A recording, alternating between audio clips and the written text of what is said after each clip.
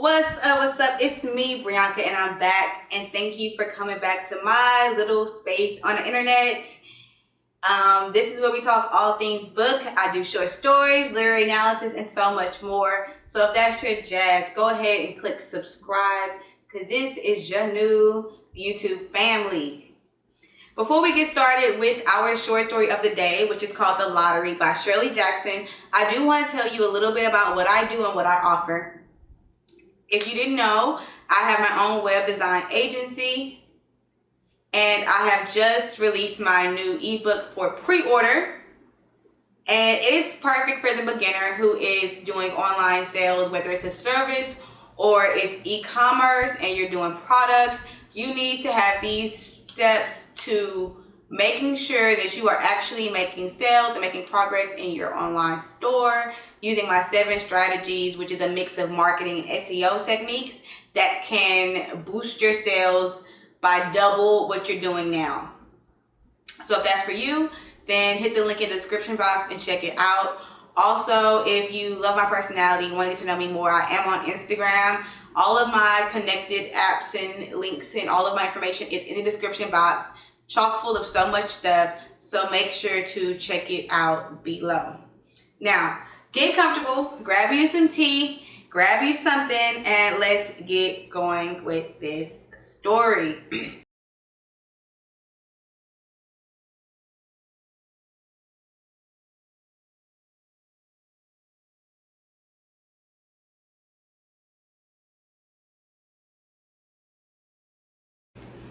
The Lottery by Shirley Jackson. The morning of June 27th was clear and sunny, with the fresh warmth of a full summer day. The flowers were blossoming profusely and the grass was richly green.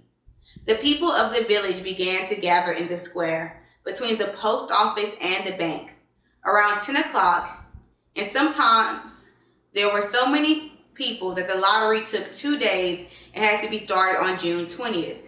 But in this village, where there were only about 300 people, the whole lottery took less than 2 hours. So it could begin at 10 o'clock in the morning and still be through in time to allow the villagers to get home for noon dinner. The children assembled first, of course. School was recently over for the summer, and the feeling of liberty sat uneasily in most of them. They tended to gather together quietly for a while before they broke into boisterous play. And their talk was still full of the classroom and the teacher, of books and reprimands. Bobby Martin had already stuffed his pockets full of stones, and the other boys soon followed his example, selecting the smoothest and roundest stones. Bobby and Harry Jones and Dixie Delacroix, the villagers pronounced his name Delacroix, eventually made a great pile of stones in one corner of the square and guarded against the raids of other boys. The girls stood aside, talking among themselves, looking over their shoulder at the boys. The very small children rolled in the dust or clung to the hands of their older brothers or sisters. Soon, the men began to gather, surveying their own children, speaking of planting and rain, tractors and taxes. They stood together, away from the pile of stones in the corner, and their jokes were quiet and they smiled rather than laughed. The women, wearing faded house dresses and sweaters, came shortly after their menfolk. They greeted one another and exchanged bits of gossip as they went to join their husbands. Soon, the women, standing by their husbands, began to call to their children, and their children came reluctantly, having to be called 4 or 5 times. Bobby Martin ducked under his mother's grasping hand and ran, laughing back to the pile of stones. His father spoke up sharply, and Bobby came quickly to take his place between his father and his oldest brother. The lottery was conducted, as were the square dances, the teen club, the Halloween program, by Mr. Summers, who had time and energy to devote to civic activities. He was a round-faced, jovial man, and he ran the coal business. And people were sorry for him because he had no children and his wife was a scold. When he arrived in the square, carrying the black wooden box, there was a murmur of conversation among the villagers, and he waved and called. A little late today, folks. The postmaster, Mr. Graves, followed him, carrying a 3-legged stool. and the stool was put in the center of the square, and Mr. Summers set the black box down on it. The villagers kept their distance, leaving a space between themselves and the stool. And when Mr. Summers said, "Some of you fellows want to give me a hand," there was a hesitation between two men. Mr. Martin and his oldest son Baxter came forward to hold the box steady on the stool while Mr. Summers stirred up the papers inside it. The original paraphernalia for the lottery had been lost long ago, and the black box now resting on the stool had been put into use even before Old Man Warner, the oldest man in town, was born. Mr. Summers spoke frequently to the villagers about making a new box, but no one liked to upset even as much tradition as was represented by the black box. There was a story that the present box had been made with some pieces of the box that had preceded it, the one that had been constructed when the first people settled down to make a village here. Every year after the lottery, Mr. Summers began talking about a new box, but every year the subject was allowed to fade off without anything being done. The black box grew shabbier each year.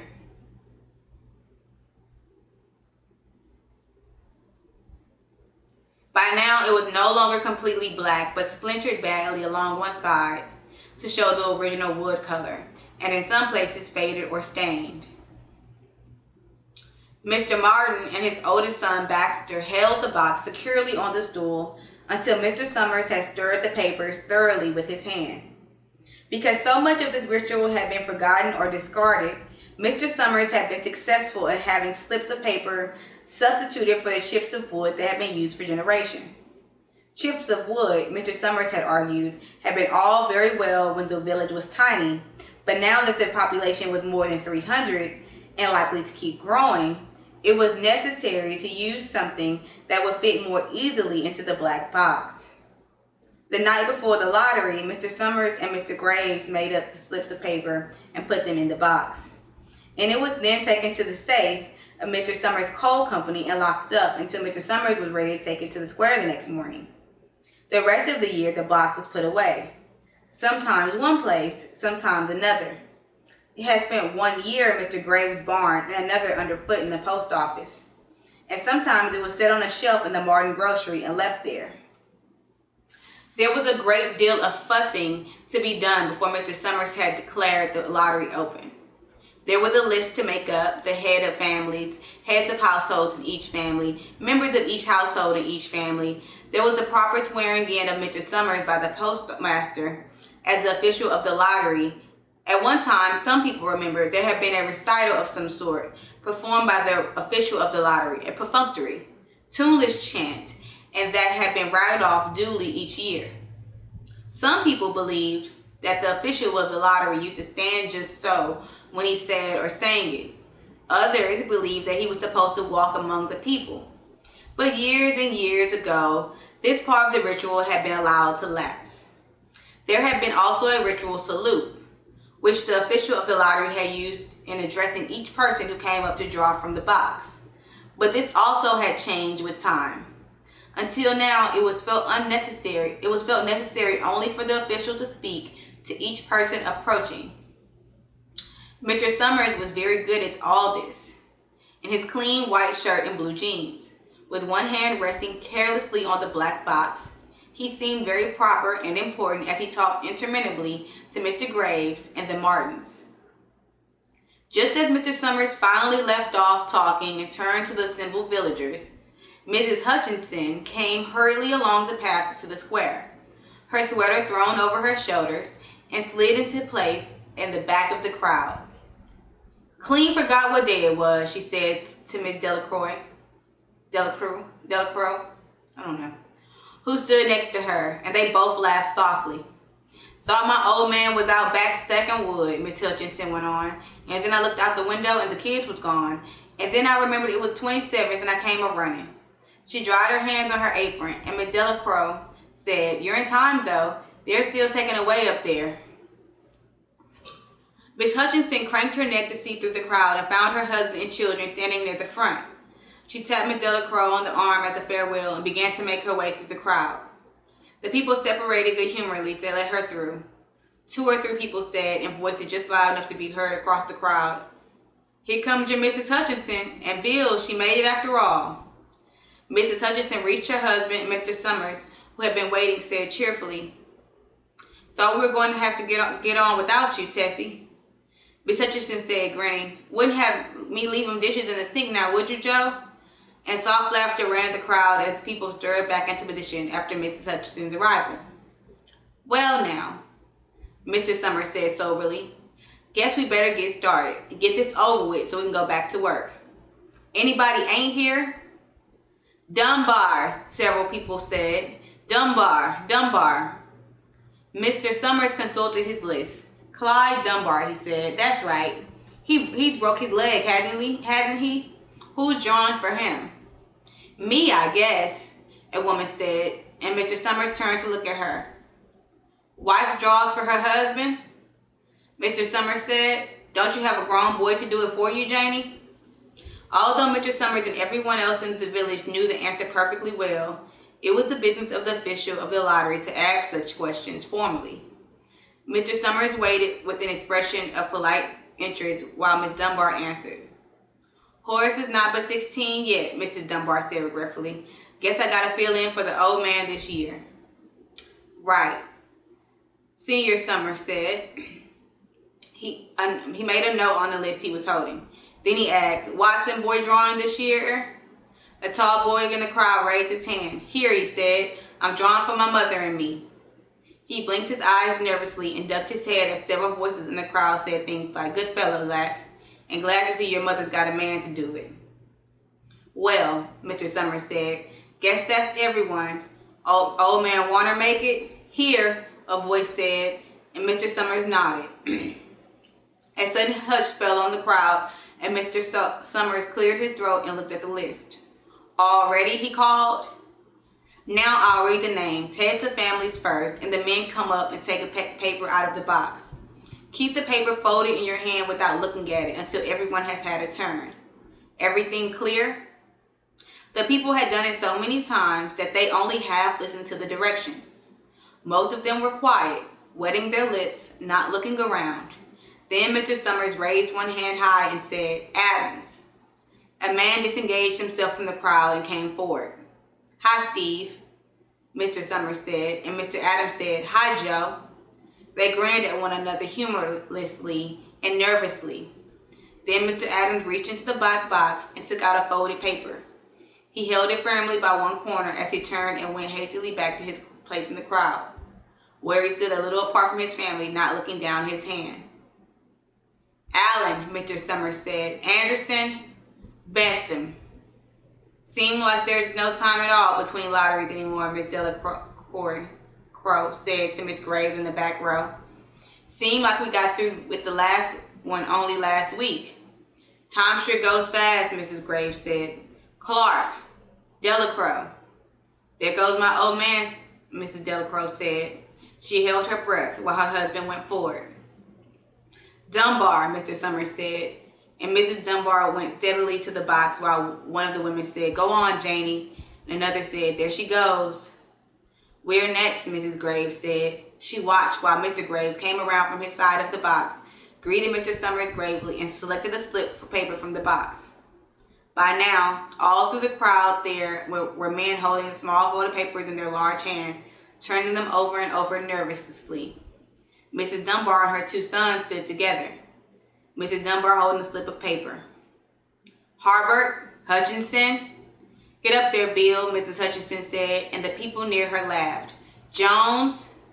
"They do say," Mr. Adams said to old man Warner, who stood next to him, "that over in the North Village they're talking about giving up the lottery." Old man Warner snorted. "Pack of crazy fools," he said. "Listening to the young folk, nothing's good enough for them. Next thing you know, they'll be wanting to go back to living in caves. Nobody work anymore. Live halfway for a while. Used to be a saying about lottery in June. Corn be heavy soon. First thing you know, we all be eating stewed chickweed and acorns. There's always been a lottery," he added petulantly. "Bad enough to see Joe Summers up there joking with everybody." "Some places have already quit lotteries," Mrs. Adams said. "Nothing but trouble in that," old man Warner said stoutly. "Pack of young fools." Martin and Bobby Martin watched his father go forward. Overdyke, Percy. I wish they'd hurry, Miss Dunbar said to her older son. I wish they'd hurry. They're almost through, her son said. You get ready to run tell Dad, Mrs. Dunbar said. Mr. Summers called his own name and then stepped forward precisely and selected a slip from the box. Then he called Warner. 77th year I've been in the lottery, old man, Warner said as he went through the crowd. 77th time. Watson. The tall boy came awkwardly through the crowd. Someone said, don't be nervous, Jack. And Mr. Summers said, take your time, son. Zanini. After that, there was a long pause, a breathless pause, until Mr. Summers, holding his slip of paper in the air, said, all right, fellows. For a minute, no one moved, and then all the slips of paper were open. Suddenly, all the women began to speak at once, saying, who is it? Who's got it? Is it the Dunbars? Is it the Watsons? Then voices began to say, it's Hutchinson. It's Bill. Bill Hutchinson's got it. Go tell your father, Miss Dunbar said to her older son. People began to look around to see the Hutchinsons. Bill was standing quiet, staring down at the paper in his hand. Suddenly, Tessie Hutchinson shouted to Mr. Summers. You didn't give him time to take any paper he wanted. I saw you. It wasn't fair. Be a good sport, Tessie, Mrs. Delacroix called. And Mrs. Graves said, all of us took the same chance. Shut up, Tessie, Bill Hutchinson said. Well, everyone, Mr. Summers said, that was done pretty fast, and now we got to be hurrying a little more to get done in time. He consulted his next list. Bill, he said, you draw for the Hutchinson family. You got any other households in the Hutchinsons? There's Don and Eva, Mrs. Hutchinson yelled. Make them take their chance. Daughters drive with their husbands' families, Tessie, Mr. Summers said gently. You know that as well as anyone else. It wasn't fair, Tessie said. I guess not, Joe, Bill Hutchinson said regretfully. My daughter drives with her husband's family. That's only fair. And I've got no other family except the kids. Then, as far as drawing for families is concerned, it's you, Mr. Summers said in explanation. And as far as drawing for households is concerned, that's you too, right? Right, Bill Hutchinson said. How many kids, Bill? Mr. Summers asked formally. 3, Bill Hutchinson said. There's Bill, Junior, and Nancy, and little Dave, and Tessie and me. All right then, Mr. Summers said. Harry, you got their tickets back? Mr. Graves nodded and held up the slips of paper. Put them in the box then. Mr. Summers directed. Take Bill's and put it in. I think we ought to start over, Mrs. Hutchinson said as quietly as she could. I tell you, it wasn't fair. You don't give them enough time enough to choose. Everybody saw that. Mr. Graves had selected the 5 slips and put them in the box, and he dropped all the papers but those onto the ground, where the breeze caught them and lifted them off. Listen, everybody, Miss Hutchinson was saying to the people around her. Ready, Bill? Mr. Summers asked, and Bill Hutchinson, with one quick glance around at his wife and children, nodded. Remember, Mr. Summers said, take the slips and keep them folded until each person has taken one. Harry, you help little Dave. Mr. Graves took the hand of the little boy, who came willingly with him up to the box. Take a paper out of the box, Davy, Mr. Summers said. Davy put his hand into the box and laughed. Take just one paper, Mr. Summers said. Harry, you hold it for him. Mr. Graves took the child's hand and removed the folded paper from the tight fist and held it while Dave stood next to him and looked up at him wonderingly. Nancy next, Mr. Summers said. Nancy was 12 and her school's friend breathed heavily as she went forward, switching her skirt, and took a slip daintily from the box. Bill Jr., Mr. Summers said, and Billy, his face red and his feet overlarge, near knocked the box over as he got a paper out. Tessie, Mr. Summers said. She hesitated for a minute, looking around defiantly, and then set her lips and went up to the box. She snatched the paper out and held it behind her. Bill, Mr. Summers said, and Bill Hutchinson reached into the box and felt around, bringing his hand out at last with a slip of paper in it. The crowd was quiet. A girl whispered, I hope it's not Nancy, and the sound of the whisper reached the edges of the crowd. "It's not the way it used to be," Old Man Warner said clearly. "People ain't the way they used to be." "All right," Mr. Summers said. "Open the papers. Harry, you open little Dave's." Mr. Graves opened the slip of paper, and there was a general sigh through the crowd as he held it up and everyone could see that it was blank. Nancy and Bill Jr. opened theirs at the same time, and both beamed and laughed, turning around to the crowd and holding their slips of paper above their heads. "Tessie," Mr. Summers said. There was a pause, and then Mr. Summers looked at Bill Hutchinson, and Bill unfolded his paper and showed it was blank. "It's Tessie," Mr. Summers said, and his voice was hushed. "Show us her paper, Bill." Bill Hutchinson went over to his wife and forced a slip of paper out of her hand. It had a black spot on it, the black spot Mr. Summers had made the night before, with a heavy pencil in the coal company office. Bill Hutchinson held it up, and there was a stir in the crowd. "All right, folks," Mr. Summers said, "let's finish quickly."